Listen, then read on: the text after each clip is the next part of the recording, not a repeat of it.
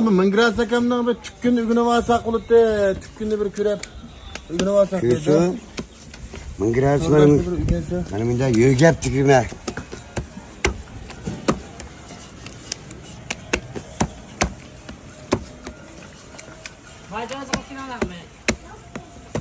Ming gradus bunda tugilga 46 yil oldu ming gradus tugatgani. İş xizmetidan tatib, dehqondan tatib, men kadrdan tatib tamoq berib kelyapman. Aş malning chichkini yigizmisam, do'stlarimga To'sin degan ismimni yetkazdim.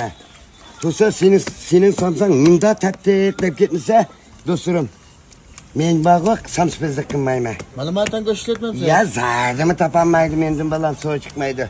Meyli puli bo'lsin, meyli yo'q bo'lsin, har qanday do'stlarimizning mehmon bo'lib ketishini tushuntirishimdan men tavsiya qilaman. Bari bir uylab ketamiz. Mehmon qilib olsam, yuraklarim laylab ketadi. Igizbat go'sht ishlatish taqiydim unda do'konda. Yayrab ketim balam, men do'stlarim og'ziga tetigandimi, tetimagandimi mening tamoqlarim deb ketaman. Men cho'ngli yeydi, opamli yeydi buni. Yaxshi qiltamsak bo'lmaydi balam. Biz yaxshi kelgan vaqtda anadagi tunimiz haq bizni qo'llaydi. Endi haq suyunidi. Yaxshi tamoq berdi bizga deb. Men 46 yildan hozir mana yanmayotgan yeri xaridani mana mushu.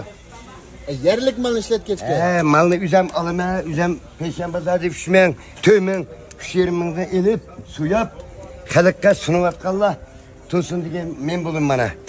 1000 gradus degan. 1000 gradus yaliq hech bo'lmaydi. Jaliq degan shu 6 kunlik. Yog'och qozonda ash bir qatim pishadi, hargiz ish pishmaydi. To'g'ri. Bir qatim pishadi yog'och qozonda ash. Bir qatim keladi, anadagi kelmaydi.